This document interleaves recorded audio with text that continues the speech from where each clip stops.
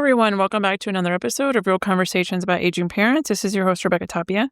Thank you so much for joining me today. I have a very specific topic that might sound very, very boring and irrelevant, but I think it actually deserves its own spot in the podcast lineup. And that is talking about the activity of sit to stand, which is going from a seated position to a standing position. And this has come up so many times just in my own practice this last couple of weeks that I thought, I got to do a podcast about this. So I had a patient who had relatively good muscle bulk, tone, and strength in his lower extremities. And he's like, hey, check this out. Look how big my quads are, right? He's actually another physician, which is fun that we get to talk about these things. So he's the patient in a nursing facility, and I'm the physician that's consulting with him. Anyway, and I just thought, okay, let's talk about it. And he said, it'd be nice if a PM&R doctor would talk to me about why I have so much trouble standing up. And I said, that's really a great question. And so we think about standing as mainly dependent on our legs. And our legs are actually probably secondary, even tertiary in the process of standing, especially for somebody as they age. And so when you're thinking about coming up from a seated position, a lot of people, including healthy people, if they're in a chair that has arms on it, are actually going to instinctively put their arms on the chair as part of the assistance in the standing process. If the chair is particularly bulky, like say the cushion is really soft or sits very low, some of the factors that make you even more likely to use your arms to stand up from a seated position. But so initially, actually, the first thing that you're going to activate in the process of standing is your upper extremities, assuming that you're in a chair that has arms on it. In fact, what's interesting in the clinic that I run, for the longest time, I just was using the regular clinic chairs that were given to us. And they were kind of those waiting room chairs that don't have any arms on them. They're just kind of cushioned. Like you'd see almost like, at a church that you're like stackable. They don't come with arms on them. And so I actually ended up buying brand new patient chairs on Facebook Marketplace, by the way, for $20 a piece, which was a huge find for me and my always deal-seeking mind. But anyway, they were great. And I think this guy maybe got them from a waiting room. I don't know where they came from, but they were very sturdy, very heavy duty, and very strong metal arms with kind of little arm rests on both sides. And the reason for that is I noticed that some patients, particularly geriatric patients, were having trouble in my clinic standing from a seated position. This is the brain injury clinic I do, so not a lot of geriatric patients coming through there, but enough to where I was like, I really should have a chair that has arms on it. So assuming that you're coming up from coming to a standing position from a seated position, the first activation is going to be your arms. Even if you're talking about standing up from the edge of bed, we'll kind of address that a little bit more later, but let's just start with the chairs. First, you're going to activate your arms, right? You're going to kind of squeeze down on the rest, and you're going to initially activate your shoulders and then the extension of your arms. So the triceps, the back of your arms is going to extend, and that's the first offloading, the first movement upwards is going to be the arms. So if you're talking about the sequence of standing and all the muscle groups that have to work, you first got to have relatively okay shoulders and relatively good upper body strength. The second thing you have to have is good core strength. Because when you're in a seated position, usually you're flexed a little bit forward, like your chin might be out over your belly button. And you've got to extend your back using your core muscles to kind of sit up straight and then rise. And so your chin kind of follows up maybe towards the top corner of the room. Like that's the movement. So you have this kind of sequential spinal movement and core movement of the actual sitting up or standing up at that point. And so you're starting first in the upper extremities, going down through the core, right? And then what you're going to notice is you actually kind of do this weird movement where you kind of throw your upper body forward up over your knees. Like you're kind of trying to pull your center of gravity forward in this momentum, right? And so that when you're getting your gravity up and forward, then that's when you're going to start to use your leg muscles to extend the hip straight and then extend the knee straight. So having strong quadriceps is very important for knee extension, meaning to make your knees go straight and to keep your knees from buckling. But that's maybe like third on the list. So we got to have this whole brainy, nerdy discussion about this going back and forth. And this was last week. And so I talked to him and he's like, well, I really want to, stand again. And what that meant to him was right now he's using or the people that are assisting him have to use what's called a hoyer. So a hoyer is basically a sling that goes under you and attaches to this kind of big contraption. And the sling has these loops on it that plug onto this contraption. And the contraption is like this large arm that can move you from one surface to the other. And he has really, really been not happy with this. It's like a decline for him. He's like, I want to be able to stand up on my own, because if I could stand up for my own, then they could take me to the toilet and I could stand up. And like the independence level, like that was a big line for him. And very motivating for him, that he's like, I don't want to be using the Hoyer anymore. I want to be standing up on my own. And so we talked about moving into some more core strengthening and set a goal, which was also part of this, I think, of this improvement. And working on the core strengthening and kind of rethinking things, actually switching out the therapist that he was working with, not for any reason other than to get some new ideas. Like, he started walking 150, 200 feet today. Now, that does not mean that he's able to stand on his own easily. Right now, and those are two very different things. And I think we get confused and we think, well, golly, if you're walking down the hallway, certainly you're able to stand. What's the difference there, though, right? Because what I just told you about standing is that the sequential activation of multiple muscle groups at the same time in order to stand safely is a bit different challenge than walking forward with a walker, because you already have, yes, you're still using your arms some, right, to support the walker and support a little bit of your weight. Your body, your back is already up straight, so you can kind of settle into your back in extension, and then you're moving your legs forward. So yeah, if you've got great lower body strength, of course, when you start walking, that becomes the top of the list. That is now the highest priority, is going to be making sure you have really good lower body strength. What you'll see, at least in the walking part, one of the things that could fail early is when we have poor core or spinal strength, is you'll see those people, I'm sure you've seen them like at the store, that are kind of leaned over the walker and using the walker for like maybe 40 or 50% of their weight versus maybe 10 or 20%. And their core is starting to fail, even though their legs haven't, and they need to take a rest, not because their legs have failed, but because their core is failing and they're having to lean forward. Now, some people lean forward when they're using a shopping cart or a walker because of spinal problems, like just spinal pain. But anyway, we won't go all the way down that road. But I go back to the sit to stand and how important this is socially, how important it is for independence. And the more, you know how frustrating it is, and I have 2 or 3 patients like this right now who can walk nearly independently with a walker but cannot stand up. And so the problem is that you still now need a caregiver if you're going to get up and go somewhere. You still need a caregiver to get up to go to the bathroom or the shower. It's like you're almost there. You're like at the 5-yard line in football, right? Like you're almost there, almost independent, but you have trouble with the standing. And so the rehab is different when the problem is having difficulty standing from a seated position.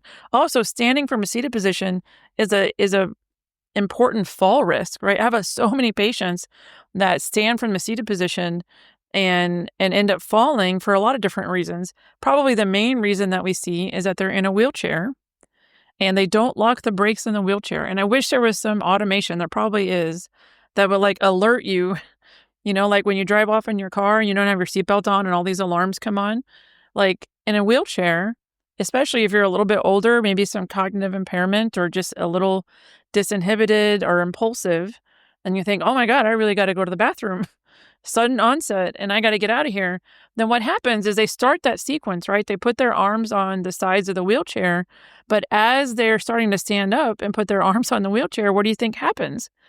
But it has wheels on it, so it flies out backwards from underneath them if the brakes are not locked. And there's brakes on 2 sides. Sometimes, it's better to have one brake than none, but having no brakes at all, you have somebody who's anticipating a fixed object, almost like a chair, but it's a wheelchair. Maybe they've forgotten to lock it, or in some cases, they thought somebody else locked it. Maybe they got brought back to their room by a nurse or a therapist, and they assume that person locked the wheelchair brakes, which is what we're supposed to do. But, things happen, right? Or they became unlocked when they thought they were going to go somewhere and they didn't, whatever. But the wheelchair flying out from underneath somebody is a very common cause of falls. And in the home setting, it could be just the brakes. It could be, standing up in the kitchen and there being a slippery surface, or it could just be losing your balance. because there's some point in standing where you have to take your center of gravity and move it forward. And there's always sort of this like kind of momentum forward movement upon standing, even in healthy people.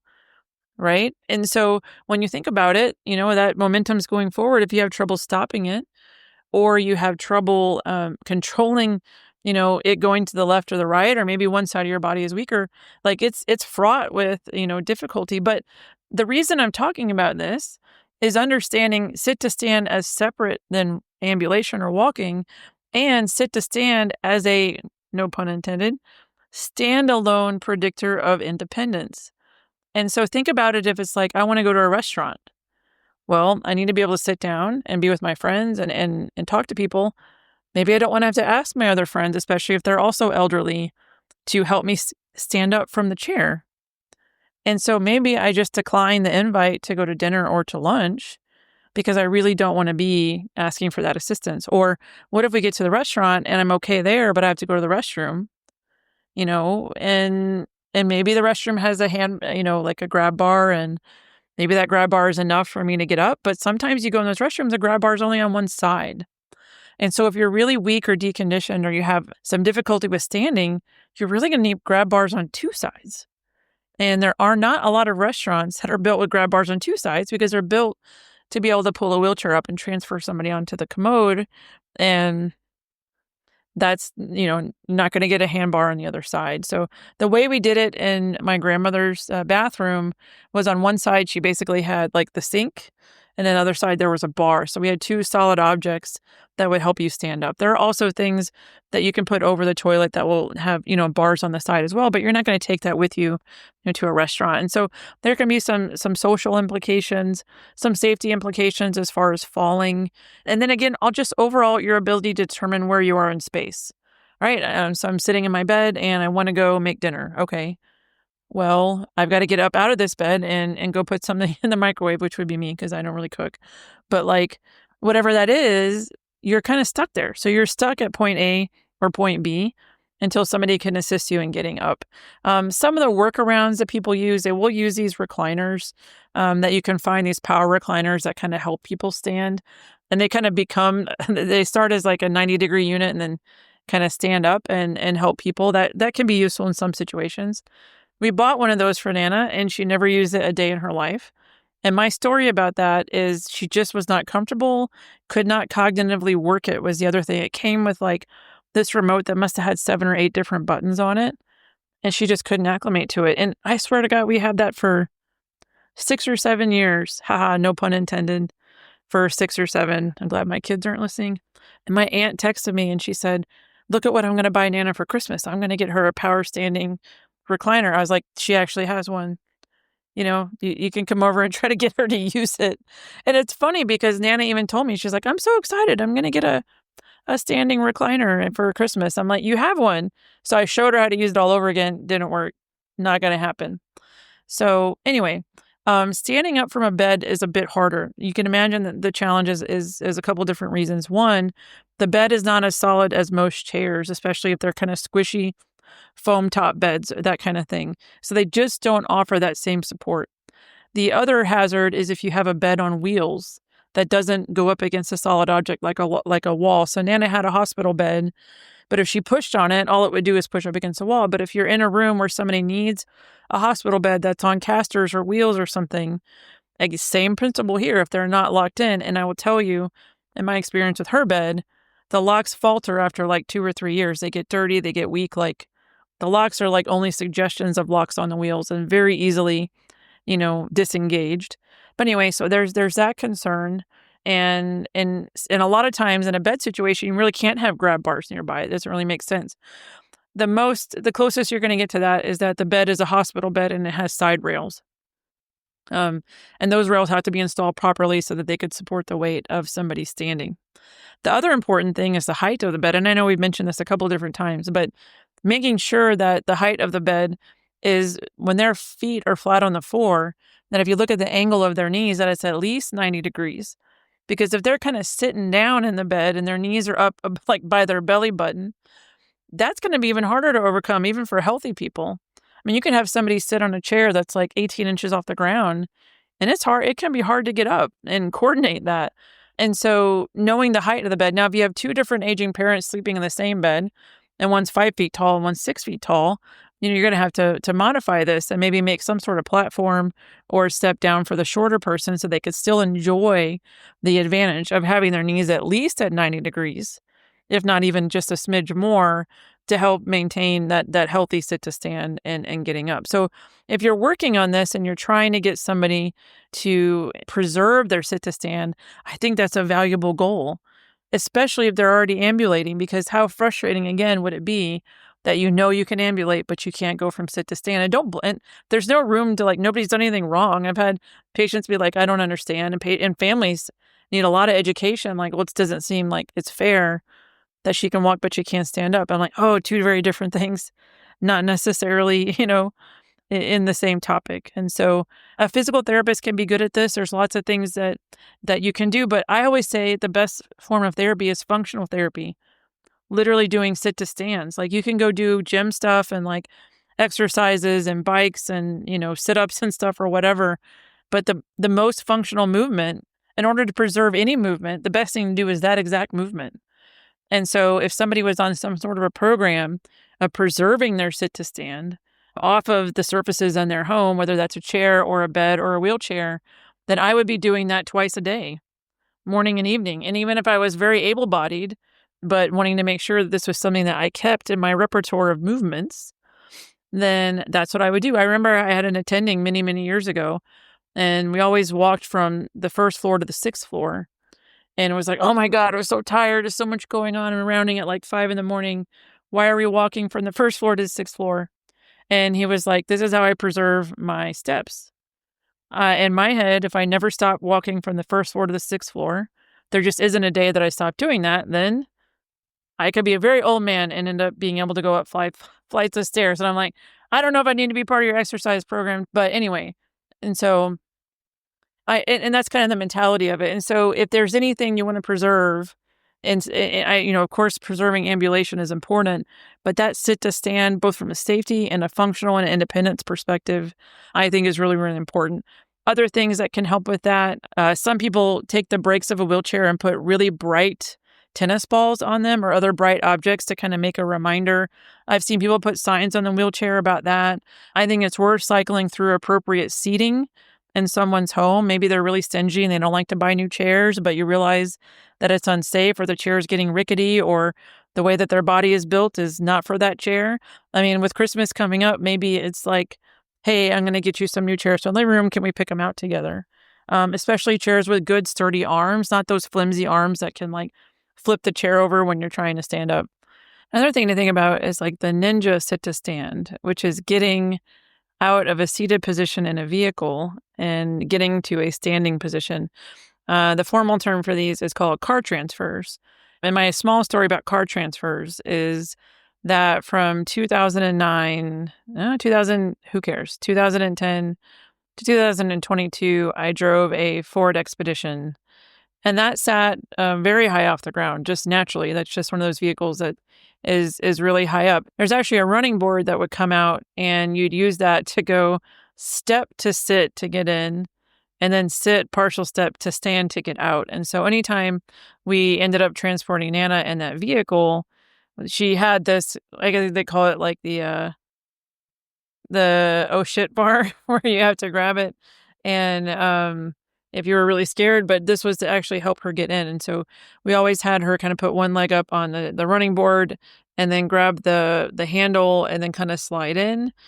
We would kind of slide her bottom in, and that would be how we would get in the vehicle and then get back out. Anyway, so that vehicle was particularly challenging. So I'm just about 5'7", and it was comfortable for me to get in and out. But for anybody any shorter than me, definitely the step was really important to get in and out. So I had I'm not going to call it a midlife crisis. I'm going to call this a midlife discernment of things that I wanted to experience or change in my life around the time of COVID. So in 2022, I traded in my ailing Expedition and got a BMW X7, which, side note, I don't think it's ever a good idea to buy a German luxury sports car style SUV and also drive it like a Ford Expedition. That ended up being extremely expensive and annoying, and it spent a lot of time in the shop, and it did not even occur to me. I had never driven any kind of luxury vehicle that maybe they have to be babied and kind of be high maintenance, which is really not my thing. But anyway, so for the 3 years that I drove the BMW X7, one of the ways that it maintains its sportiness is it actually sits pretty low to the ground, especially for a 3-row SUV. And I remember each time picking up my mom, who's closer to like 5'1" or 5'2", she would say it was an awkward height for her. So it was like actually kind of like a little bit high and a little bit too low at the same time. Like she just kind of had to fall into the car, if that makes sense, and then had some trouble getting in and out. Now, when we took Nana, I don't know. Actually, I don't even know if we ever took Nana anywhere in the X7. I can't remember. If we did, I don't remember there being a lot of difficulty with her getting in and out. But anyway, so I recently parted ways with the very, very high maintenance and like princess type car that I had, and ended up getting a Tucson hybrid Hyundai. And so that sits really just maybe 2 inches higher up off the ground. And the first time I picked my mom in up to go have lunch, she's like, wow, this is much easier to get in and out of than the X7. And I was like, I didn't really think a couple inches would make a difference, but it does. And you're thinking about toilet seat heights, right? Going from 17 inches to 19 inches can be a big deal. It can actually help somebody maintain independence. And so I consider car transfers another mark of quality of life and just access. Like car transfers are the biggest reason that Nana hasn't actually left the home that she went to a year ago. Like she went to live with my cousin, I think in August of last year, and has not left the house. She is not able to get in and out of a vehicle, at least with the support of the people, to get her in and out, just the strength that it would take to get her back and forth. And so she's not available for car transfers. If she literally had to go anywhere, I guess we'd have to call an ambulance or some sort of transport. And luckily she's seen by like an in-home palliative care type team that comes out to the house, and that's it. But car transfers can really cut you off from the world. And getting out of a car is way more complicated than just standing up from a chair. And so, and maybe there's a whole other podcast on car transfers, but a lot of it has to depend with the type of vehicle, like the height of the seat in the vehicle, the approach to the vehicle. Is there like a running board that comes out if it's needed? Can someone even be trusted to balance and stand on a running board to get into the vehicle? And so there's a lot of different considerations when you're thinking about the car transfers. Even when I had my broken knee, I was in an extension brace, which means my leg was fully extended straight for 6 weeks.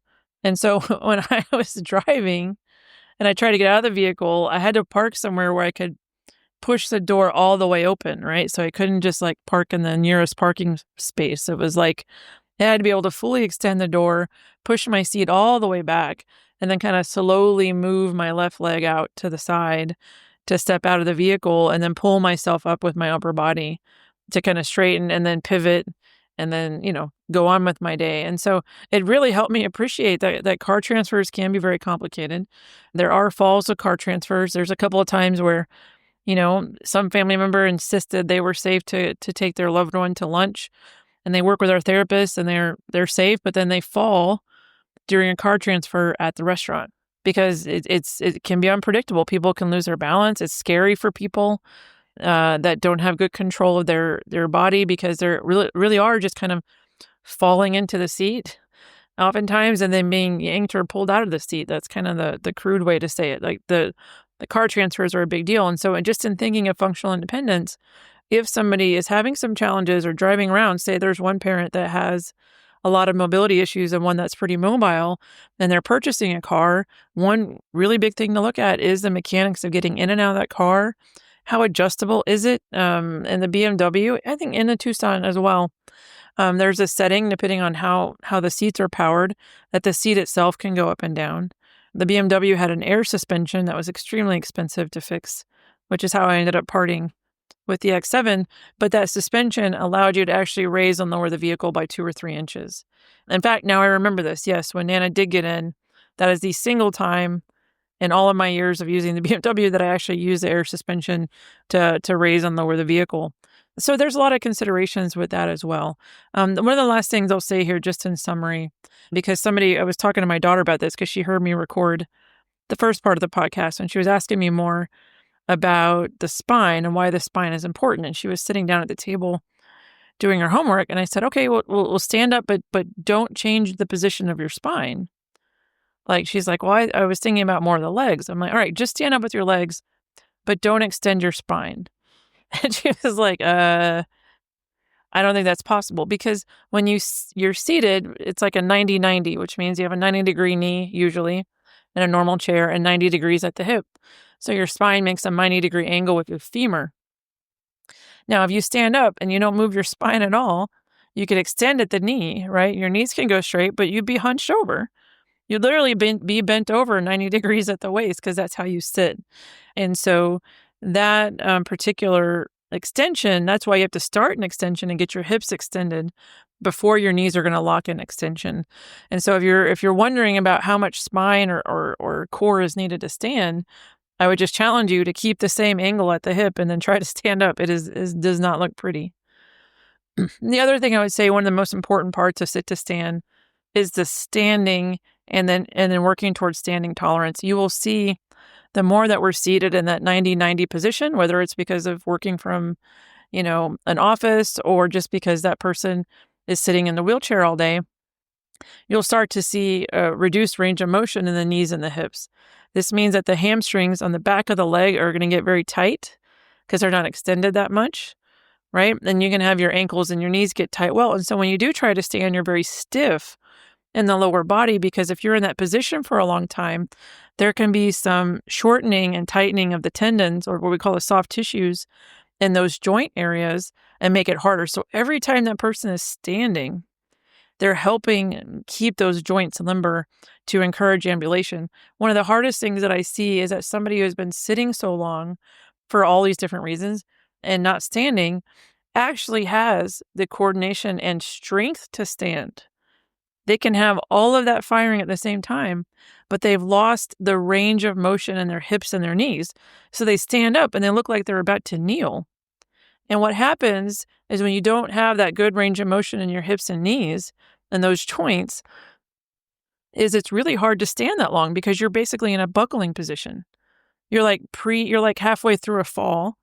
If you stand up and you're bent at the hip 30 degrees and bent at the knee 30 degrees because those joints have gotten so tight, it's really, really difficult to stand, let alone walk, because you're not able to lock out. You're not able to lock your knee straight or your hip straight and that kind of gives you a boost and actually reduces the energy expended to stand or to walk when those joints can go straight. And so something you might notice is if somebody's laying down is to try to make sure that those knees are out extended straight and they're not putting, a bunch of pillows behind their knees all the time, because what that does is puts them in that natural position where you're going to start to see contractures and shortening in the soft tissues around the knees and the hips. And so that kind of range of motion, that basic stretching, that standing as long as possible is going to help keep those joints stretched out. So anyway, I think that's a lot more than I intended to say about sit to stand. And I know this is on the shorter side, but I think I'm going to do more of these kind of like little bite-sized ones just to put it in our brains and remember things and get educated on the importance of preserving these functional movements and not just about preserving sit to stand. You're preserving their independence and their quality of life too. All right. Thank you so much for listening.